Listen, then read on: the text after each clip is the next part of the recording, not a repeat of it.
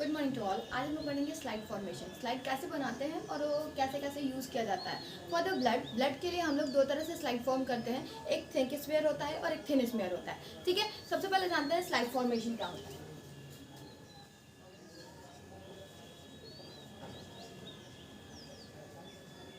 Slide formation and fixation, इसको fix कैसे कैसे करते हैं, कितने तरीके की स्लाइड बनती है, इसके बारे में आज हम लोग बात करेंगे।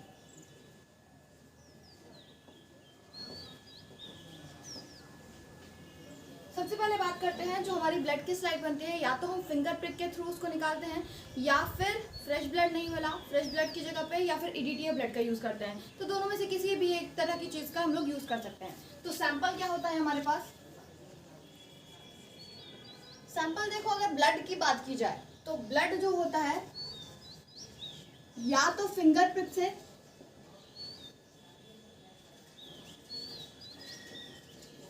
या फिर ईडीटीए से, ईडीटीए वॉल से हम लोग ब्लड निकालने का काम करते हैं। ठीक है, अदर कोई और सैंपल हुआ, जैसे हम लोग का स्पूटम हो गया, यूरिन हो गया, इन सब की स्लाइड बनानी है तो डायरेक्टली बन जाती है। तो इसके अलावा और कौन कौन से सैंपल हम लोग यूज करते हैं, बॉडी फ्लूइड आता है,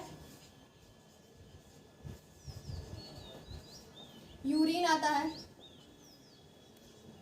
स्टूल आता है, स्पूटम आता है,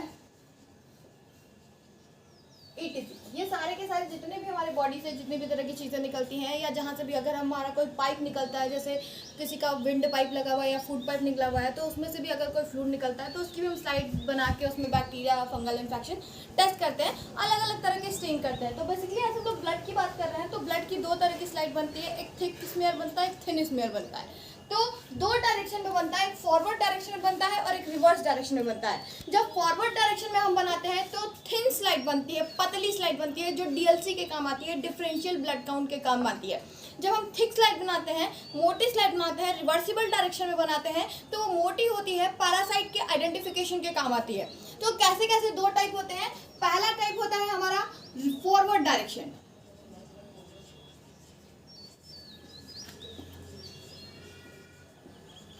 फॉरवर्ड डायरेक्शन का सिंपल सा ट्रिक होता है थिन स्मीयर।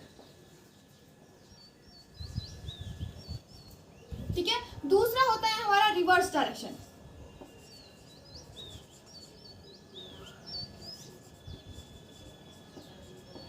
रिवर्स डायरेक्शन का मतलब होता है थिक स्मीयर, मतलब मोटा स्मीयर।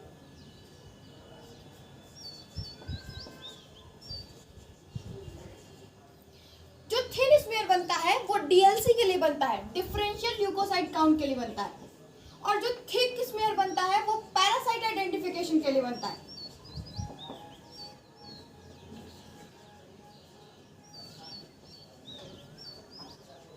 ठीक है, अब बनाते कैसे हैं इसका थोड़ा सा हम लोग फिगर देख लिया जाए। सबसे पहले फॉरवर्ड डायरेक्शन, एफडी की बात हो रही है, फॉरवर्ड डायरेक्शन स्फीयर, एफडीएस की जो बात हो रही है, डीएलसी के लिए जो बात हो रही है, इसका जो टेस्ट होता है जीबीपी होता है, जिसको हम लोग कहते हैं ग्राफिकल ब्लड फिल्म, या फिर हम लोग पीबीएस के नाम से जानते हैं, पेरिफेरल ब्लड स्मीयर के नाम से जानते हैं, जिसमें हम लोग कई तरह के टेस्ट करते हैं, जिसमें हम लोग मैनुअली प्लेटलेट काउंट करते हैं, आरबीसी की मॉर्फोलॉजीज देखते हैं, डब्ल्यूबीसी काउंट करते हैं, डिफरेंशियल काउंट करते हैं, उनका एवरेज काउंट देख सकते हैं उस पर। तो वो सारे काउंट आफ्टर लिस्टमैन स्टेन ये लोग देखने का काम करते हैं। अलग अलग तरह के स्टेन होते हैं, उनके स्टेनिंग के बाद हम लोग इसको देखने का काम करते हैं। तो बेसिकली इससे डीएलसी करते हैं, प्लेटलेट काउंट करते हैं,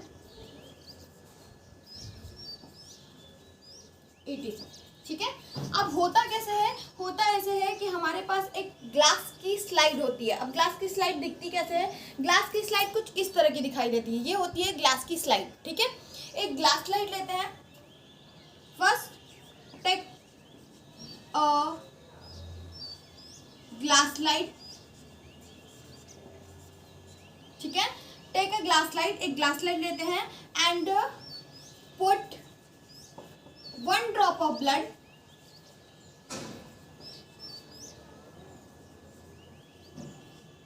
on one edge। हम लोग यहाँ पे क्या करते हैं, ये ग्लास की स्लाइड लेते हैं, इसके किसी एक कोने पर, या तो इधर या तो इधर, किसी एक कोने पर एक ड्रॉप ब्लड लेते हैं, कुछ ऐसा टाइप का दिखाई देता है। ठीक है, तो एक ड्रॉप ब्लड लेते हैं, ये हमारी ग्लास की स्लाइड रही, इसके एक कोने पर हमने एक ड्रॉप ब्लड लिया, ठीक है। दूसरा, spread it with the help of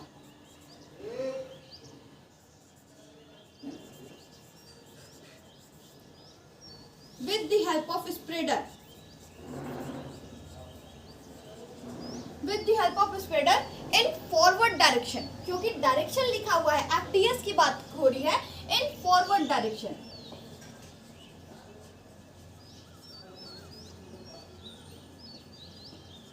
ठीक है, तो यहाँ पे क्या करते हैं हम लोग, एक स्लाइड, हमारी ये वाली स्लाइड तैयार की, एक स्प्रेडर आता है, ये हमारी अपनी कांच की स्लाइड थी जिस पर हमने एक साइड में ब्लड रखा हुआ था। दूसरी हमारा जो स्प्रेडर होता है वो आता है।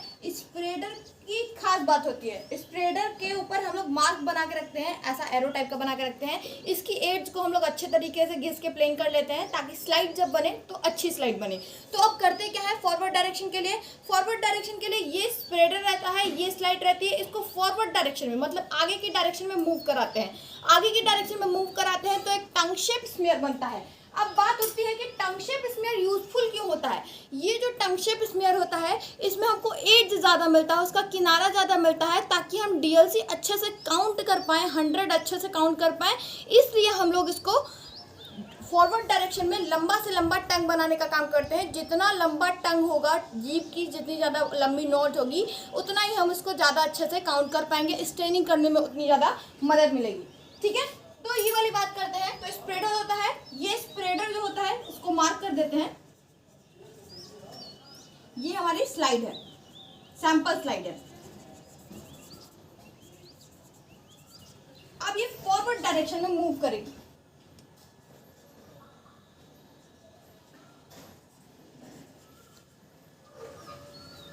तो बनेगा कैसे, एक टंग शेप स्मीयर फॉर्म होता है। तीसरा स्टेप,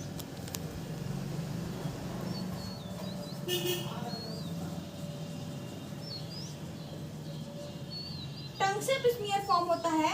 ऐसे करके हमारा टंग शेप स्मीयर बनता है।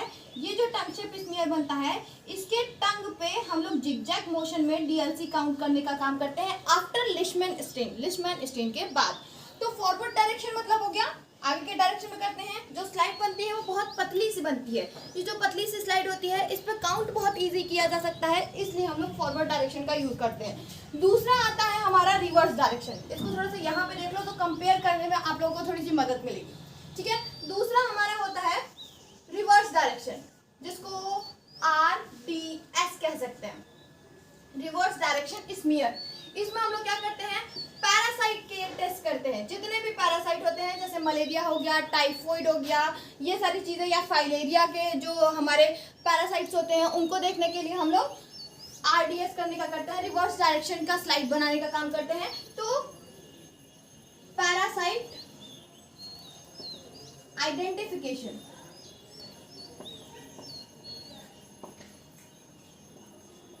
इसमें क्या करते हैं, इसमें पहला सेम वही काम करते हैं। ये स्टेप दोनों में बराबर होता है। Take a 1 glass slide and put 1 drop of blood on smear। तो ये पहला सेम दे FDS। तो पहला स्टेप जो होता है एज सेम दे FDS, पहला जो स्टेप होता है हमारा FDS के साथ, एक जैसा FDS का होता है सेम वैसा ही होता है। तो यहाँ पे क्या करते हैं, हम लोग की ग्लास स्लाइड रहती है, उसके एक एज पे हम लोग एक ड्रॉप ब्लड लेने का काम करते हैं। दूसरा स्टेप क्या होता है, यहाँ पे क्या था कि फॉरवर्ड डायरेक्शन में हम लोग जब मूव करा रहे थे तो ऐसे मूव करा रहे थे। अब जब रिवर्स डायरेक्शन में मूव कराएंगे तो ऐसे रखेंगे, ब्लड यहाँ पे रहेगा, इसको खींचने का काम करेंगे। ठीक है, तो यहाँ पे क्या होता है, मोटी स्लाइड बनती है, क्योंकि यहाँ पे ब्लड जो है आगे के डायरेक्शन में है, और जब इसको मूव कराएंगे पीछे के साइड, जब ये मूव करेगा पीछे के साइड रिवर्स डायरेक्शन में, तो हमारा ब्लड जो होगा वो मोटी परत बनेगी टंग शेप की। तो जब मोटी परत बनेगी टंग शेप की, तो क्या होगा कि हमारा जो पैरासाइट होगा उसको आइडेंटिफाई इजीली हो सकता है, क्योंकि पैरासाइट हटेगा नहीं। जब पैरासाइट नहीं हटेगा तो इजीली हम उसको लोकेट कर पाएंगे, इजीली हम उसको देख पाएंगे, इसलिए ये वाला काम हम लोग करते हैं। तो इसमें क्या करते हैं, इसमें भी सेम वही। दूसरा स्टेप क्या होगा, दूसरा स्टेप हम लोग spread it with the help of spreader.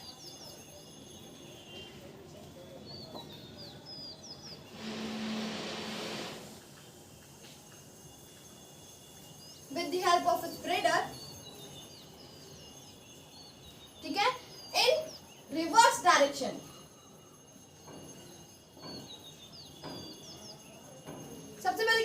वो जो हमारी ग्लास की स्लाइड थी वो ग्लास की स्लाइड रहेगी, यहाँ के 1 एज पे हमारा ब्लड रखा रहेगा। अब हम लोग क्या करेंगे, हमारा जो स्प्रेडर रहेगा वो इस डायरेक्शन में रहेगा, ठीक है, और इसको रिवर्स डायरेक्शन में अपनी तरफ खींचेगा, ठीक है।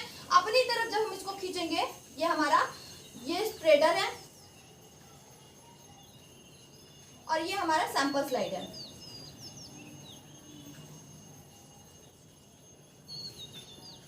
और हम इसको रिवर्स डायरेक्शन में खींच रहे हैं, आरडी में खींच रहे हैं, रिवर्स डायरेक्शन में वापस की साइड खींच रहे हैं। तो यहाँ पे जो स्मेयर बनेगा ये भी टंग शेप स्मेयर ही बनेगा, लेकिन यहाँ पे क्या होगा, ये स्मेयर जो होगा वो थिक होगा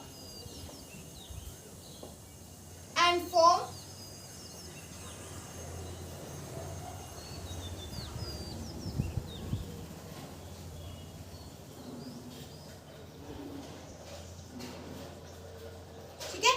टंग शेप स्मीयर। इसमें भी सेम टंग शेप स्मीयर ही बनेगा, ये टंग शेप स्मीयर ही उसमें भी बनेगा, लेकिन इसमें क्या होता है, इसमें जब स्प्रेडर हमारा जो रहता है वो यहाँ ब्लड खींच के ब्लड को इस तरफ से आगे की साइड खींचा जाता है, तो यहाँ पे ब्लड जो होता है इस एज के ऊपर होता है, तो स्लाइड जो होती है वो थोड़ी सी मोटी बनती है। बस ये थोड़ा सा डायरेक्शन का चेंज होता है, ये दोनों रिवर्स और फॉरवर्ड में हल्का सा चेंज आता है। इसको रिवर्स डायरेक्शन स्लाइड करते हैं, इसको फॉरवर्ड डायरेक्शन स्लाइड कहते हैं।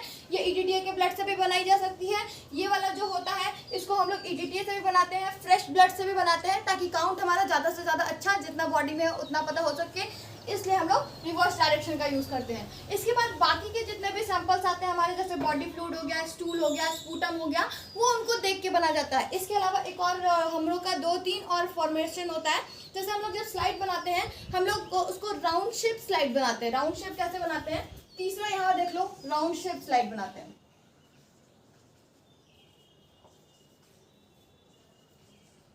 राउंड शेप में कैसे बनाते हैं, put the sample on one edge of slide के किसी एक एज पे हम लोग क्या करते हैं, सैंपल रखते हैं और सैंपल को सर्कुलर मोशन में मूव कराते हैं। जितने भी हमारे बॉडी फ्लूइड होते हैं वो इसी से किए जाते हैं, सर्कुलर मोशन में मूव कराते हैं। फिर हम इसको एयर ड्राई करते हैं, एयर ड्राई करने के बाद स्टेन करके देखते हैं। या फिर एक और काम किया जाता है कि कवर स्लिप लगा के अगर डायरेक्टली देखना है तो हम लोग स्लाइड के ऊपर एक ड्रॉप सैंपल डालते हैं, सैंपल डालने के बाद इसके ऊपर कवर स्लिप लगा देते हैं, तो वो डायरेक्टली हम लोग माइक्रोस्कोप यूज से कर सकते हैं, लेकिन वो वाला यहाँ पे नहीं दिख रहा है। यहाँ पे राउंड शेप की बात हो रही है। तो पहला स्टेप हमारी जो ग्लास स्लाइड रहेगी वो, उस पर हम लोग दूसरा स्टेप जो होगा सैंपल रखने का काम करेंगे। तो हमारा सैंपल रखा गया, सैंपल को हम लोग राउंड फॉर्मेशन में मूव कराएंगे, तो वो राउंड फॉर्मेशन में मूव होके ऐसे करके फैलने का काम करेगा। इसके बाद हम इसको किसी भी तरह से एयर ड्राई करके सुखा देंगे, सुखाने के बाद हम इसको यूज कर सकते हैं, ठीक है। इसके बाद हम फिक्सेशन भी बताएंगे कि आपको स्लाइड कैसे फिक्स किया जाता है। एक और होता है कि हम क्रिस्प स्लाइड बनाते हैं। क्रिस्प कैसे बनती है, क्रिस्प स्लाइड ऐसे बनाई जाती है कि ये हमारी दूसरी स्लाइड, ये हमारी पहली स्लाइड, इसको इसके ऊपर रखते हैं और इसके ऊपर रख के ऐसे करके मिला देते हैं। जब ऐसे करके मूव कराते हैं तो हमारा जो फ्लूइड होता है वो प्रॉपर तरीके से फैल जाता है, तो इसको कहते हैं क्रिस्प स्लाइड, ठीक है। क्रिस्प ऐसे बनाने का काम करते हैं।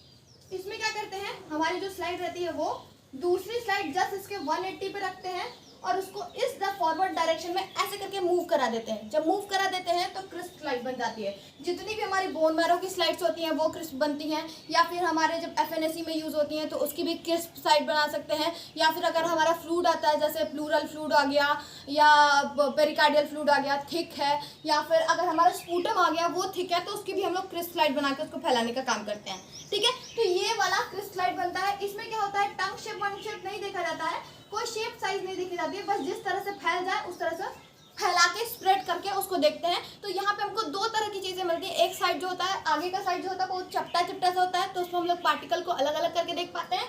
पीछे का जो साइड होता है वो थोड़ा सा मोटा मोटा सा होता है, तो उस पर हम लोग देख पाते हैं। तो ये हमारे 4 मेन टाइप हो गए जिससे हम लोग स्लाइड फॉर्मेशन करते हैं। फिक्सेशन हमारा दूसरा टॉपिक होगा, इसमें नहीं हटेगा, हमें उसको फर्दर नेक्स्ट टॉपिक में उसको पढ़ने का काम करेंगे। तो ये सिर्फ और सिर्फ स्लाइड फॉर्मेशन का टॉपिक है। आई होप आपको पसंद आया हो, आप इससे संतुष्ट हो, आपको इससे हेल्प मिली हो स्लाइड फॉर्मेशन करने के लिए, ठीक है। तो आगे बने रहने के लिए इसको देखते रहिए, सब्सक्राइब करें, लाइक करें, कमेंट करें। सो बाय।